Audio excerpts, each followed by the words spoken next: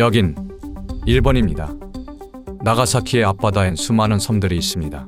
그리고 정체불명의 회색 섬도 존재합니다. 콘크리트로 완전히 덮여있는 섬, 지금은 아무도 살지 않는 무인도. 그런데 구글 스트릿 뷰가 작동합니다. 실제로 확인할 수 있죠. 사람의 흔적은 없습니다. 하지만 이상하게도 이 섬은 텅 비어 있는데 너무도 생생합니다. 지금은 폐허지만 이곳은 일본의 역사를 보여주는 도시입니다. 하지만 우리는 이곳을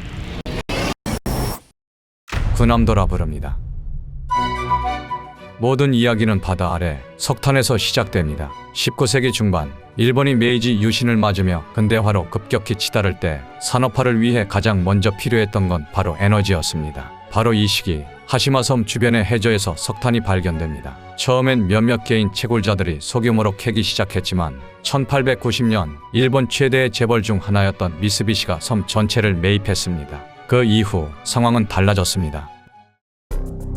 이 작은 섬은 곧 거대한 기계의 톱니바퀴가 되었습니다. 미쓰비시는 섬을 단순한 탄광이 아닌 하나의 독립된 생산 기지로 탈바꿈시켰습니다. 문제는 공간. 하시마는 면적이 약 6헥타르, 여의도 면적의 10분의 1도 되지 않는 좁은 공간이었습니다. 그래서 그들은 바다를 채웠습니다. 갱도에서 나온 석탄 슬래그, 폐석, 찌꺼기를 바다로 밀어넣어 섬의 외곽을 넓혀갔습니다.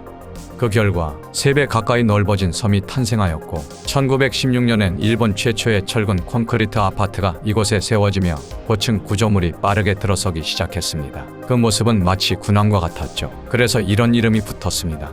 군함도. 시간이 흐를수록 섬은 도시가 되어갔습니다. 학교와 유치원, 상점, 심지어 파친코장까지 사람들은 이 섬 안에서 태어나고 자라며 그곳에서 생애를 보냈습니다. 외부와 연결된 유일한 통로는 바닷길. 그러나 그 안에는 그들만의 작은 세계가 있었습니다. 그 누구도 쉽게 들어올 수 없고 또 쉽게 나갈 수도 없는 철근과 바다로 둘러싸인 완벽한 고립. 그런데도 사람들은 이곳을 근대화의 희망이라 불렀습니다. 광산은 계속해서 깊어졌습니다. 수직으로 내려가는 샤프트는 수백 미터 아래까지 이어졌고 하루에 40만 톤이 넘는 석탄이 채굴되어 일본 전역으로 공급되었습니다. 일본의 증기기관, 철도, 조선소, 무기공장, 그 모든 것을 움직인 힘은 이 조그마한 섬에서 나왔습니다. 하시마는 단순한 탄광이 아니었습니다. 일본의 산업화를 지탱하는 연료 창고였고 그 위에 살아가는 사람들은 모두 그 연료를 만들어내는 기계의 부속품이었습니다. 하지만 이곳의 삶은 결코 낭만적이지 않았습니다. 파도는 벽처럼 섬을 때렸고 태풍이 오면 콘크리트로 된 담벼락도 위협을 받았습니다. 식료품과 생필품도 본토에서 배로 공급해야 했고 농사도 자연도 존재하지 않는 이곳에서 사람들은 철저히 관리되는 생존을 이어갔습니다. 남성은 광산으로, 여성은 생활 인프라를 유지하는 역할을 맡으며 하루하루를 살아갔습니다. 1940년대 초 하시마는 거대한 기계처럼 돌아가고 있었습니다. 교밀했고 바빴으며 숨막히는 공간이었지만 누구도 이 일상의 소중함을 의심하지 않았습니다. 이 모든 일상은 다시 바뀌기 시작합니다.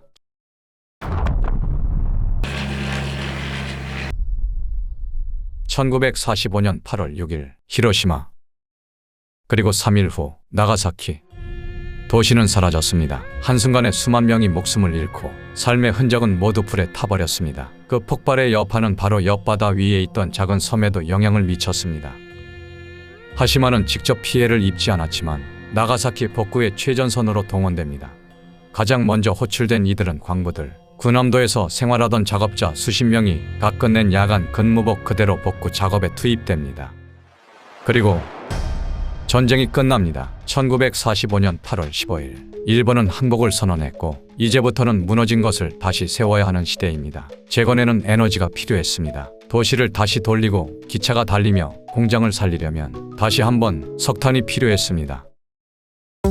1950년 한반도에서 전쟁이 발발하자 미국은 일본을 병참기지로 삼기 시작했고 석탄 수요는 전쟁 전보다도 더 폭증합니다. 군함도는 그 중심에 있었습니다. 갱도는 다시 열렸고 수천 명의 노동자들이 매일같이 지하로 내려갔습니다. 그 아래에선 수백 미터 깊이의 광산이 돌아갔고 그 위에선 수천 명의 생활이 얽히고 흘렀습니다.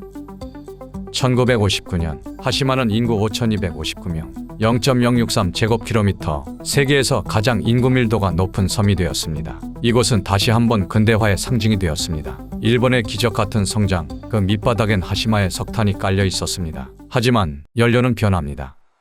1970년대에 접어들며 세계는 석유 중심의 에너지 전환에 나섭니다. 더 싸고 더 효율적이며 무연소 고속 대체 가능한 석유와 가스, 석탄은 점점 뒤처지기 시작했고 일본 정부는 저효율 고비용 광산을 정리하기 시작합니다. 하시마의 광산도 예외가 아니었습니다. 석탄 매장량은 한계에 가까워졌고 갱도는 점점 더 깊어졌으며 생산 단가는 계속 올라갔습니다. 그리고 마침내 1974년 1월 미쓰비시는 하시마의 폐광을 발표합니다. 주민들에게 주어진 시간은 단 3개월. 섬은 급속히 비워졌고 가게는 셔터를 내렸으며 마지막까지 남아있던 가족이 배에 올라 하시마를 떠나던 날 도시의 시간도 함께 멈췄습니다. 수십 년 동안 방치된 섬, 건물은 무너졌고 벽은 조용히 갈라졌습니다. 그런데 아이러니하게도 이 폐허는 다시 한번 주목받기 시작합니다.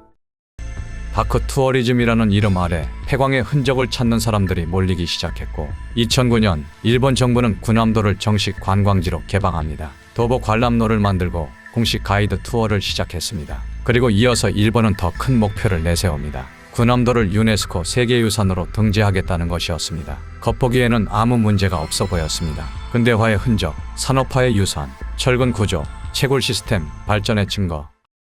하지만 그 순간 한국과 중국이 강하게 반발합니다. 이 작은 섬 하나를 두고 세 나라가 외교적 충돌을 빚게 된 이유, 그것은 단 하나였습니다. 이 섬은 단지 근대화를 보여주는 기술의 섬이 아니었습니다. 그 안에는 수십 년 동안 꺼내지 않은 의도적으로 지워진 진실이 숨어 있었습니다. 다시 1930년대로 돌아가 봅니다.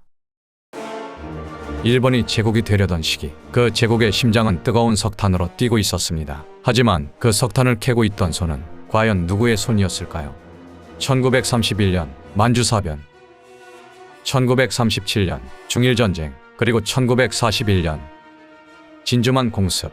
일본은 더 큰 제국이 되기 위해 무력으로 영토를 넓혀가기 시작합니다. 총과 전함, 철도와 무기, 전쟁은 멈추지 않았고 그 전쟁을 움직이는 것은 석탄이었습니다. 더 많은 무기를 만들기 위해, 더 많은 철을 녹이기 위해 일본은 지금보다도 훨씬 많은 석탄이 필요했습니다. 하시마는 그 핵심이었습니다. 하지만 문제는 사람이었습니다. 전장으로 향하는 일본 청년들, 산업 현장에는 일할 사람이 점점 줄어들고 공장은 멈춰설 위기에 놓였습니다. 그때 일본 정부는 시선을 식민지 조선과 점령지 중국으로 돌립니다. 겉으론 모집이었습니다. 하지만 실상은 강제 동원 혹은 징용이라는 이름의 체계적인 인력 수탈이었습니다. 1939년 국가총동원법 시행 이후 수많은 조선 청년들이 일자리를 소개해주겠다는 말에 속아 기차에, 배에, 트럭에 실려 어디로 가는지도 모른 채 떠났습니다. 그리고 그들 중 많은 이들이 바다 건너 군함도에 도착했습니다. 섬은 폐쇄적이었습니다. 한번 들어오면 나가는 길은 없었습니다. 그들에게 주어진 공간은 하루 12시간 이상 광산에 갇혀 돌을 깨고 석탄을 캐고 무너질지도 모를 갱도 속에서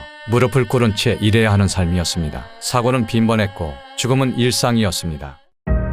생존자들의 증언에 따르면 사망자는 인근 나카노시마로 옮겨졌고 그곳에서 화장되었습니다. 연기는 군함도에서도 보였다고 합니다. 그 연기가 의미하는 게 무엇인지 모두 알고 있었습니다. 하지만 아무 말도 할 수 없었습니다. 군함도는 바다 위의 공장이었고 그 공장은 사람을 연료처럼 소모했습니다. 그 누구도 빠져나올 수 없는 완벽한 구조에 감금된 섬. 모든 것이 정해져 있고 모든 것이 감시되던 곳, 그리고 그 안에서 근대화의 환상은 만들어졌습니다.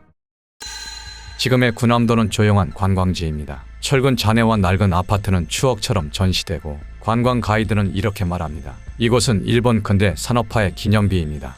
2015년 일본은 하나의 프로젝트를 추진합니다. 메이지 시대부터 이어져 온 산업시설 23곳을 묶어 유네스코 세계유산으로 등재하려는 시도, 그중 한 곳이 바로 군함도였습니다. 한국과 중국이 강하게 반발한 이유, 그 이유는 단 하나, 그 섬이 단지 산업의 공간이 아니었기 때문입니다. 강제 동원된 수많은 조선인과 중국인이 갱도 속에서 죽어갔던 그 장소를 근대의 자부심으로 기록할 수는 없다는 것이었습니다. 논의는 치열했습니다. 일본은 마침내 하나의 조건을 받아들입니다. 군함도를 포함한 일부 유산에서 자국민 외의 사람들이 본인의 의사에 반해 동원되어 가혹한 조건에서 일한 사실이 있었다는 점을 공식 인정하겠다는 것이었습니다. 이 발언이 유네스코 세계유산 등재를 가능하게 한 열쇠였습니다. 결국 2015년 7월 등재는 승인됩니다. 하지만 그 약속은 오래가지 않았습니다. 약속과 달리 일본이 세운 전시관 안에는 강제노동의 실태에 대한 전시가 거의 존재하지 않았습니다. 단 하나, QR코드 하나가 전시 중 유일한 언급, 그마저도 영어만 제공, 일본어 자막은 없었습니다.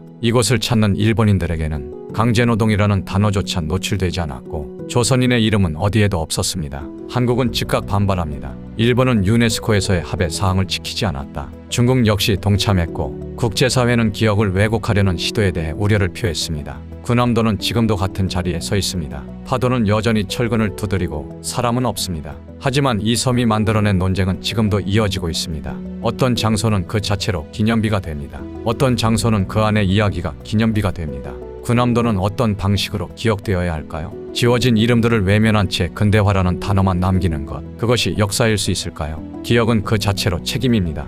그리고 이 섬을 어떻게 기억할 것인지는 지금 이 시대를 사는 우리의 몫입니다.